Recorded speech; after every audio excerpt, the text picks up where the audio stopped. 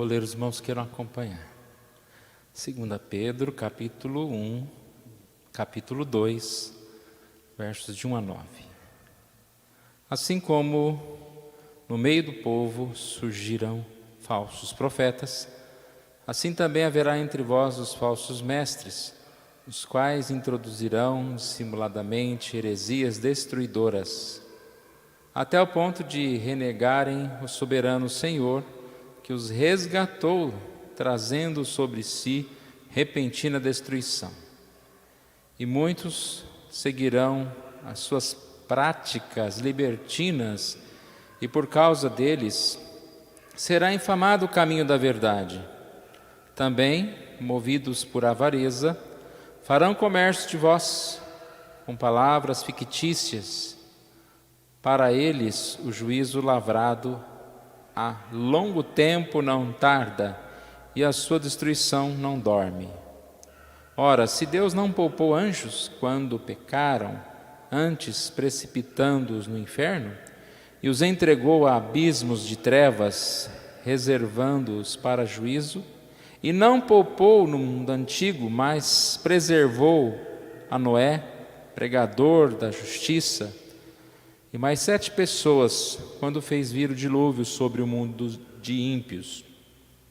E reduzindo a cinzas as cidades de Sodoma e Gomorra, ordenou-as à ruína completa, tendo-as posto como exemplo a quantos venham viver impiamente. E livrou o justo Ló, afligido pelo procedimento libertino daqueles insubordinados. Porque este justo, pelo que via e ouvia, quando habitava entre eles, atormentava a sua alma justa, cada dia, por causa das obras iníquas daqueles.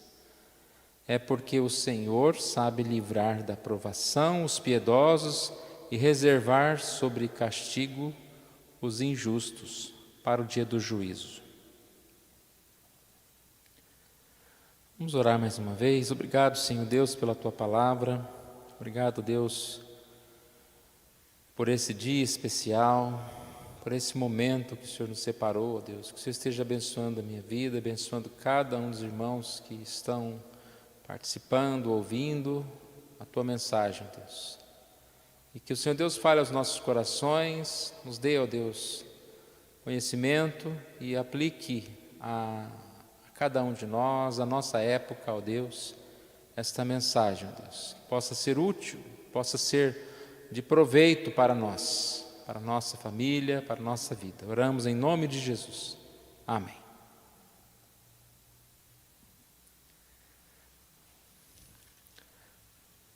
Estudamos então 1 Pedro, quando vimos que a 1 Pedro é uma epístola mais de consolo aos irmãos que estavam passando por grandes dificuldades.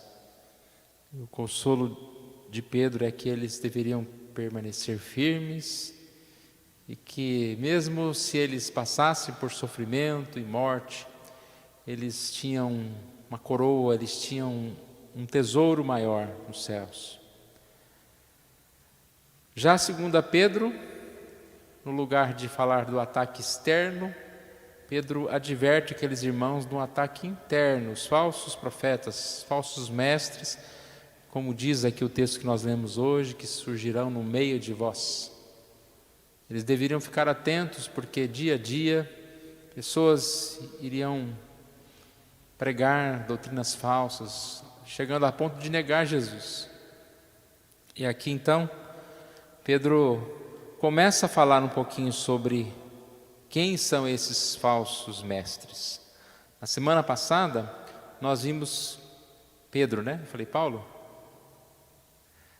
Pedro. Na semana passada, nós vimos que Pedro fala a respeito dessa necessidade da repetição.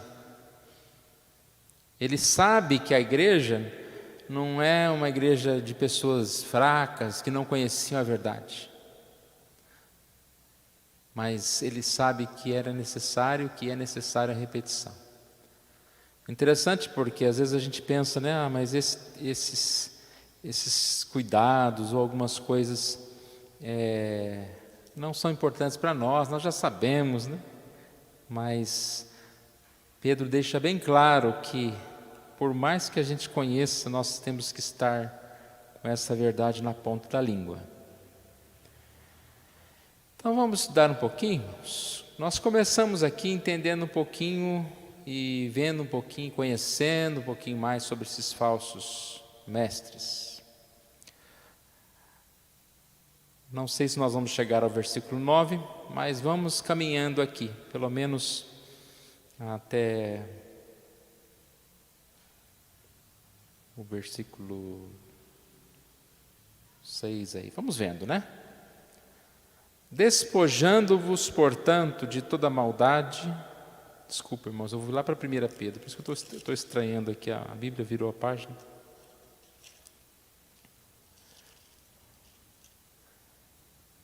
Segunda Pedro, versículo 1.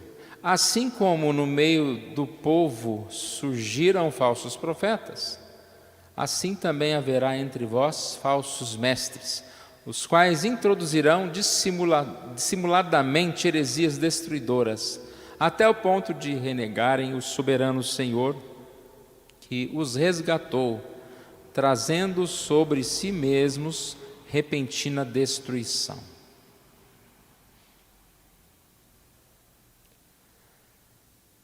Falsos profetas e falsos mestres. Interessante que os falsos profetas é aqueles que, principalmente antes destes, né, antes dos falsos mestres, anunciavam heresias. Eles ensinavam essas heresias. E os falsos mestres são, digamos assim, os divulgadores. Os profetas profetizavam coisas falsas e os falsos mestres ensinavam essas coisas falsas. Chama atenção aqui que ele diz que estão no meio do povo, assim como no meio do povo, junto, misturado. Palavra falso, né?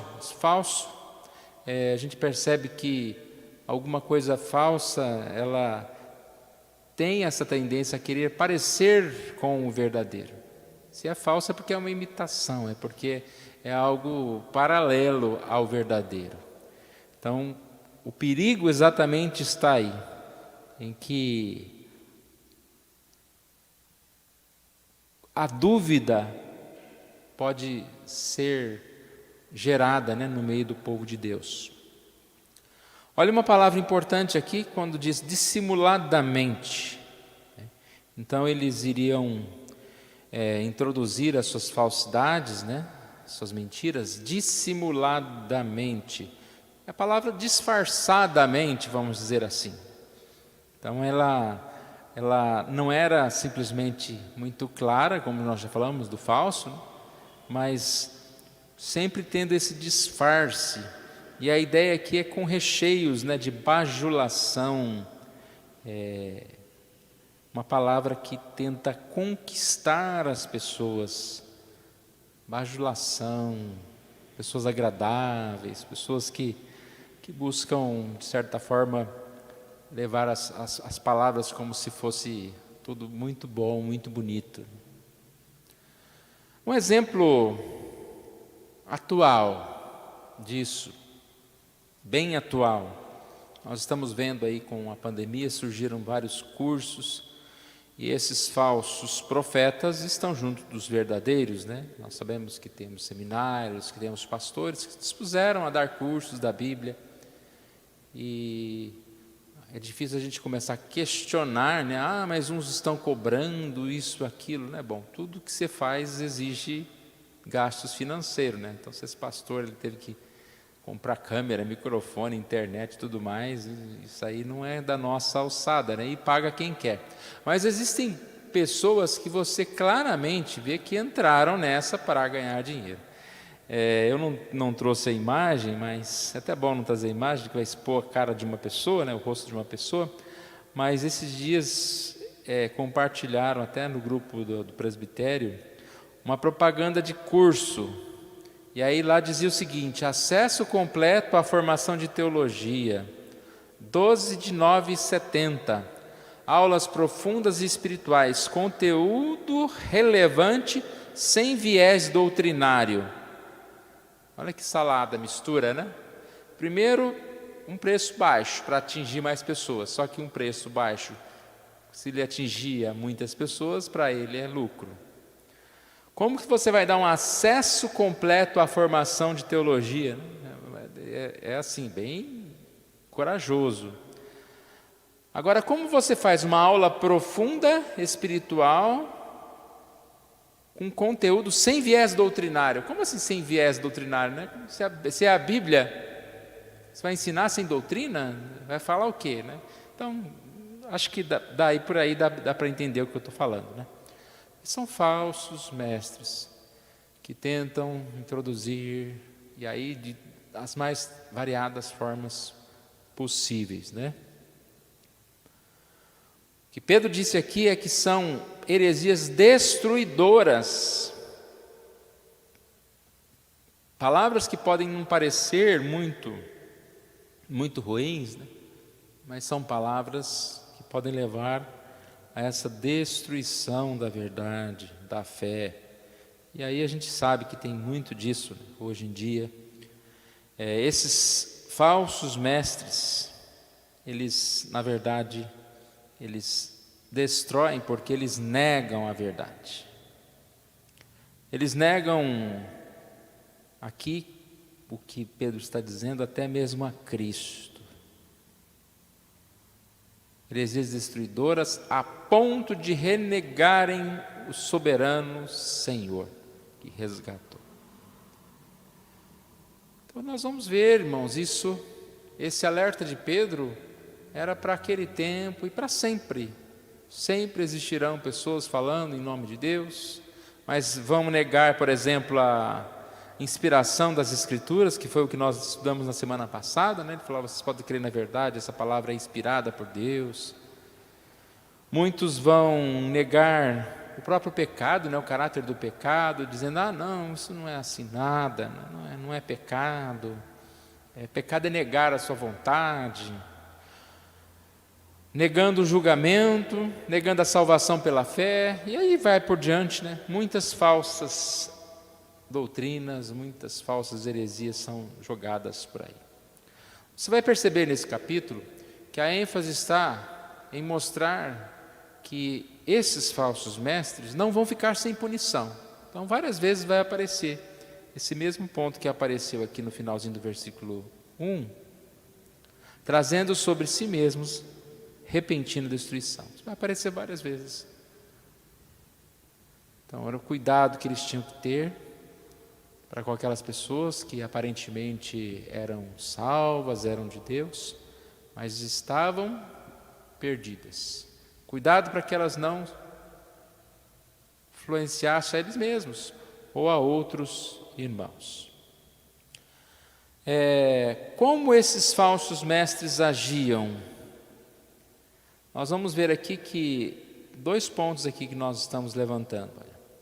Eles podem ser descritos como promotores de falsas doutrinas, que é o que nós acabamos de falar, e eles podem ser conhecidos como promotores de falsa conduta. Versículo 2: e muitos seguirão as suas práticas libertinas, e por causa deles será infamado o caminho da verdade. Falsa doutrina, falsa vida. Acho que a gente já ouviu dizer que falsa doutrina, falsa adoração. Pessoas que adoram a Deus de forma errada é porque não conhecem a palavra. E da mesma forma, pessoas que não seguem a palavra como um todo, não acreditam na palavra como um todo, vão ter uma vida desorientada, porque a vida ela é baseada e deve ser baseada na palavra. Curioso que fala de falso testemunho, né? de mau testemunho. Essas práticas aqui, chamadas práticas libertinas, eram ensinadas por eles e seguidas por eles. E aqui diz, por causa deles será infamado o caminho da verdade. Repare aqui, vamos supor que a gente, com o nosso conhecimento, a gente sabe quem é um falso pastor, ou quem é um falso profeta e quem é um verdadeiro, né? Mas lá fora no mundo, quando existe um falso profeta, o mundo vai generalizar, não é? Então, pela causa desses falsos, o caminho da verdade é infamado, fica com má fama. Então, dependendo o conceito ou o conhecimento de um mundo, por exemplo, do que é um pastor. De repente, uma pessoa, vamos falar o mundo, não vamos especificar, uma pessoa teve contato com um pastor, que era desonesto, que falava um monte de asneira, que era bravo. Aquele conceito de pastor ele tem. Aí você chega perto dele e fala, eu sou pastor. O que ele vai pensar que eu sou? Tudo aquilo que ele viu no outro, não é? O nome do evangelho é infamado por causa dessas igrejas. Muitas vezes você vê as pessoas falando, esse dízimo aí, o povo está roubando dinheiro para os pastores enriquecer, né? Generaliza, porque tem pastor realmente que está roubando dinheiro, como aqui vai falar, né, dos falsos profetas que pegavam dinheiro. Aí generaliza. E assim por diante. O falso, na verdade, ele é difícil já de ser definido como falso pela gente que está aqui dentro. Imagina para aquele que está lá fora da igreja. Ele olha, ele acha que é tudo a mesma coisa. É tudo crente, é tudo pastor, é tudo tal. Então, por isso que ele falou, será infamado o nome do evangelho. E aí fala das práticas libertinas. Eu disse há pouco, né, que eles tanto viviam como ensinavam. E o negócio era sério. O termo aqui para práticas libertinas está dizendo que eles não tinham vergonha, não escondiam. Não é aquele que faz as coisas erradas escondido, mas aí na frente é bonzinho, né? Não, ele achava que não estava errado e ele fazia na frente de todo mundo. Ou seja, é alguém que pratica a imoralidade, que pratica a maldade, sem tentar ao menos esconder. É um comportamento degenerado. E não se encaixa muito bem nos dias de hoje. A gente às vezes pensa, mas nos dias de hoje está moderno. Olha, aquele irmão é da igreja. Olha, aquele lá é presbítero e vive desse jeito e faz aquilo. Seja um que rouba, seja o outro que... Não vou ficar nomeando pecado aqui. Mas a gente sabe que isso... Por que essas pessoas fazem isso e não escondem? Porque elas acham que elas estão certas. Não tem nada de errado. Para que eu vou esconder? Então, a grande questão é essa, né? Vão perdendo a verdade, vão abandonando a verdade e vão se infiltrando dentro da igreja e vão fazendo com que aquela mentira se torne a verdade.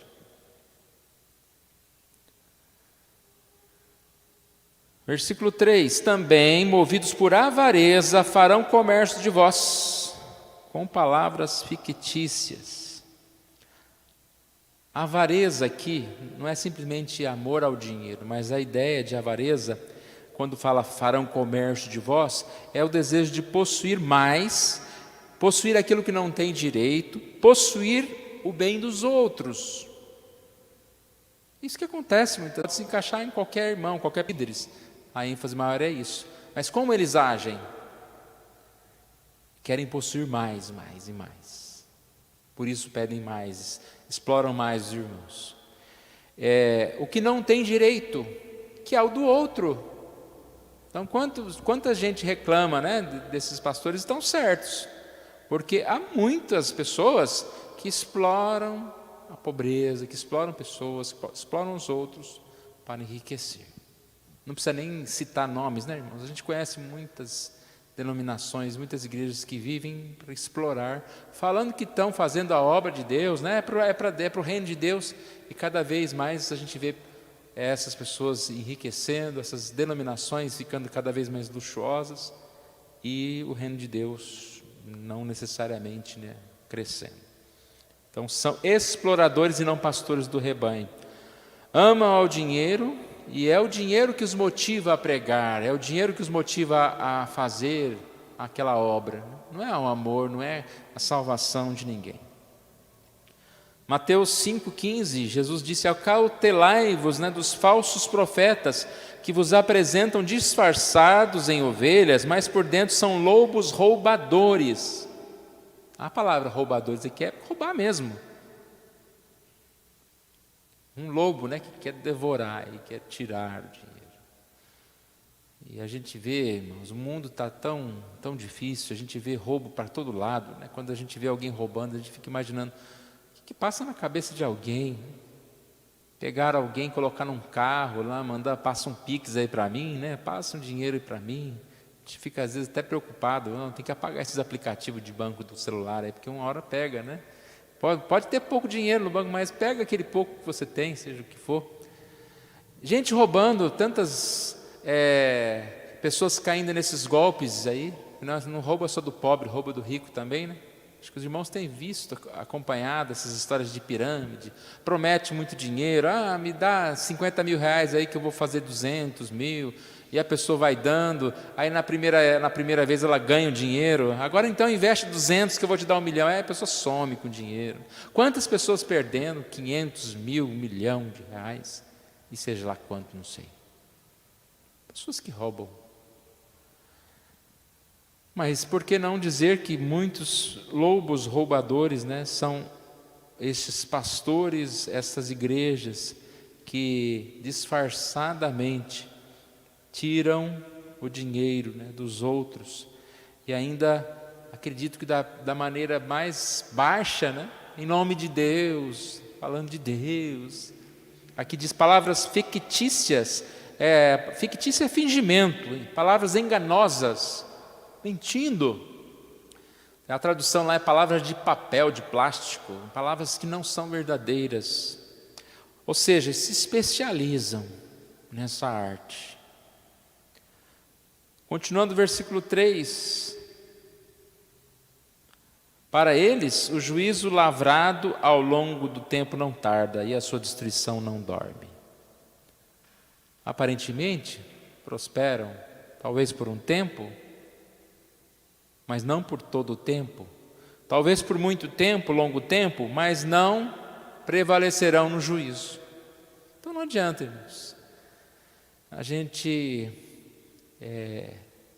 não pode esquecer disso, tanto no lado quando nós sofremos em relação ao que os outros fazem de mal, mas também em relação a nós, como se nós andarmos por esse caminho, se nós optarmos pelo caminho, seja do engano, do pecado, pode ser por 1 mês, 2 meses, 10 meses, 1 ano, um tempo, mas não no juízo. Deus é zeloso pela sua palavra. A gente vai voltar a essa questão aqui dos falsos serem assim punidos pela sua falsidade. Vamos mais um pouquinho então. O que aparece aqui para frente? Ainda falando sobre a condenação dos falsos mestres, Pedro, ele acabou de anunciar a destruição desses falsos mestres. E ele vai dar exemplos. Então, primeiro exemplo, Deus julgou os anjos. Depois, Deus julgou o mundo pré-diluviano. Deus julgou Sodoma e Gomorra. E na parte que fala de Sodoma e Gomorra, deixa claro por que Deus está falando isso, Por que Pedro está falando isso em nome de Deus? Ali diz, tendo-a posto como exemplo a quantos venham a viver impiamente. Ou seja, olha, tem gente que foi por esse caminho, o que aconteceu com eles? Se perderam, morreram. Como exemplo, para que a gente não cometa o mesmo engano. Se alguém te falar, essa estrada vai dar para um abismo, aí mostra alguém indo na estrada, caindo no abismo, aí fala, não vai por ali. Você vai? É bem isso que a Bíblia mostra. Então vamos ver aqui o primeiro exemplo. Versículo 4. Ora, se Deus não poupou anjos, quando pecaram, antes precipitando-os no inferno, e os entregou a abismos de trevas, reservando-os para juízo. Então, para aqui. O primeiro exemplo, irmãos, é o exemplo dos anjos. É como se ele dissesse assim de um momento maior, né? Se Deus não poupou nem os anjos que estavam lá na glória dos céus, e os lançou ao inferno, não vai punir os falsos mestres? Não vai punir os falsos? A gente pensar, né, irmãos, é difícil, que a gente não consegue nem compreender. Mas imagina os anjos que estavam lá no céu juntos de Deus para glorificar. Eles foram lançados. Eles são lançados no inferno, são os demônios. A luz de Satanás, né? A luz se transforma em Satanás. E arrastou consigo 1/3 dos anjos. É Apocalipse 12:4. Então, Deus não poupou os anjos que pecaram. Houve uma rebelião, uma queda, e Deus expulsou esses anjos. O segundo exemplo, versículo 5. E não poupou o mundo antigo, mas preservou Noé, pregador da justiça, e mais 7 pessoas, quando fez vir o dilúvio sobre o mundo dos ímpios. Não poupou o mundo antigo. É um segundo exemplo do juízo de Deus. Todos nós conhecemos essa história. A maldade do homem chegou a ponto de Deus querer pôr fim a essa humanidade. Deus não poupou anjos, Deus não poupou estes homens. Pouparia os falsos profetas? Então é a indireta, digamos assim, que Deus, que Pedro está dando, né? É uma pergunta retórica, né? Como se, olha, se Deus não poupou tal, é uma colocação já para que a pessoa chegue à conclusão, Deus não vai poupar também os falsos mestres.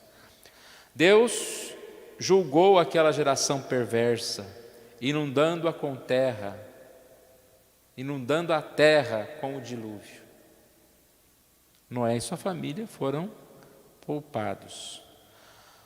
Um último exemplo aqui, versículo 6. Reduzindo as cinzas as cidades de Sodoma e Gomorra, ordenou-as à ruína completa, tendo-as posto como exemplo a quantos venham a viver impiamente.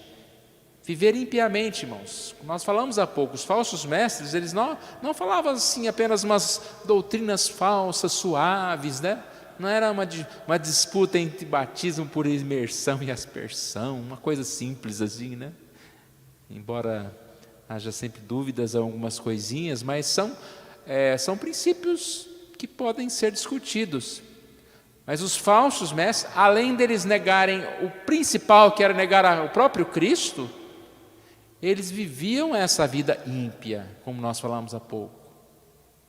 E além de viver essa vida ímpia, eles eram lobos roubadores, explorando falsos, explorando os verdadeiros crentes, os verdadeiros irmãos. O texto diz que Deus livrou os piedosos. Aqui de 7-9, né, nós vemos, livrou a Ló, afligido pelo procedimento libertino daqueles insubordinados, porque esse justo, pelo que via e ouvia, quando habitava entre eles, atormentava a sua alma justa, cada dia, por causa das obras iníquas daqueles. É porque o Senhor sabe livrar da provação os piedosos. Repare, irmãos, que foi Deus que livrou Jó. Jó é um grande exemplo para nós. Nós cantamos há pouco, o cântico diz que Deus não desiste de você. Deus insistiu com Ló e o livrou. Ele escolheu ir para aquele lugar, mas ele foi incomodado de estar naquele lugar. E Deus o tirou daquele lugar. Deus iria destruir aquele lugar e tirou daquele lugar. E quem lembra da passagem, né? Eles estavam meio que vamos, não vamos, e quase que pegou na marra, assim, puxou eles de lá, tirou eles de lá.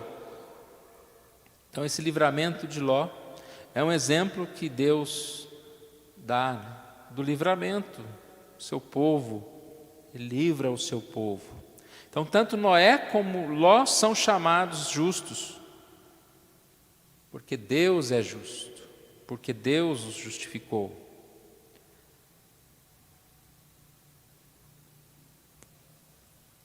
Repare que aqui nessa passagem que nós lemos, Ló é 3 vezes chamado de justo. No versículo 7, este justo, no versículo 8, no início. No versículo 7, o justo Ló. No versículo 8, no início, este justo. E depois, a sua alma justa. Mesmo assim, né? Deus o livrando, Deus o arrancando de lá. Passagem boa que diz que nós não somos provados, né, além das nossas forças. E aí vamos concluir aqui no versículo 9, na sequência, no finalzinho do versículo 9. Ele disse que é porque o Senhor sabe livrar da provação os piedosos e reservar sobre castigo os ímpios para o dia do juízo. Reservar para o castigo. Aqueles que vivem no erro, aqueles que zombam do juízo, terão que experimentá-los. O grande dia do Senhor. Então, irmãos, grande é essa exortação de Pedro. Devemos nos manter firmes na palavra, na verdade. Devemos repetidamente anunciar essa verdade. E sempre tomar cuidado. Às vezes parece que alguns têm uma tendência, né, em pensar que a igreja é mais uma comunidade de amor e não uma comunidade de doutrina, como se as duas coisas fossem contrárias ou adversas ou diferentes. E você vê muitas igrejas que, em nome desse amor, entre aspas, quase que esquece desse compromisso de pregar, de anunciar, de exortar os irmãos. Temos que tomar cuidado, porque senão nós nos tornamos esses falsos mestres. Os falsos mestres, eles vão entrando aqui devagarinho e vão trocando a doutrina. A igreja cada vez mais fica agradável, né? Vamos agradar os irmãos. Uma igreja que tem uma aparência, né? Eu quero estar nesse lugar. Mas muitas vezes ela é desassociada da verdade, da doutrina. E a mensagem aqui é clara, irmãos. Falso é falso. Aquele que não é verdadeiro, aquele que não preserva de forma total a verdade, não ficará sem punição. Nosso desejo é que Deus esteja nos abençoando para que a gente possa ter sempre essa consciência e proteger o povo, proteger a igreja desses falsos mestres e também a nossa própria vida, olhar para esses exemplos, né, como nós dissemos, exemplos do fim que tiveram aqueles que se afastaram do Senhor, para que a gente possamos nos aproximar mais e mais da verdade. Vamos orar mais uma vez, depois nós continuamos na semana que vem. Pai querido, nós te louvamos por esta oportunidade que o Senhor nos deu, Pai, de estudar a Tua Palavra. Ó Deus, esteja abençoando a nossa igreja, abençoando, ó Pai, a Igreja Presbiteriana do Brasil, Deus, para que possa se manter firme no Teu Evangelho, Deus. Os pastores, os presbíteros, a diretoria, a liderança da Tua igreja, ó Pai, seja sempre feita de pessoas, ó Pai, que buscam essa fidelidade às Escrituras, da Tua Palavra, Deus. Nós possamos ouvir este alerta de Pedro, Deus, que esse alerta é para qualquer um de nós, ó Deus. Que o Senhor Deus esteja trazendo pessoas, ó Pai, para a igreja, mas que essas pessoas possam ser realmente fiéis, possam estar dispostas a seguir na verdade, ó Deus. Abençoe o nosso povo, ó Deus, coloque no coração de cada um de nós esse amor pela Tua Palavra, por estarmos na Tua presença, ó Deus, e que o Senhor assim nos fortaleça. Nós oramos, ó Pai, em nome de Jesus.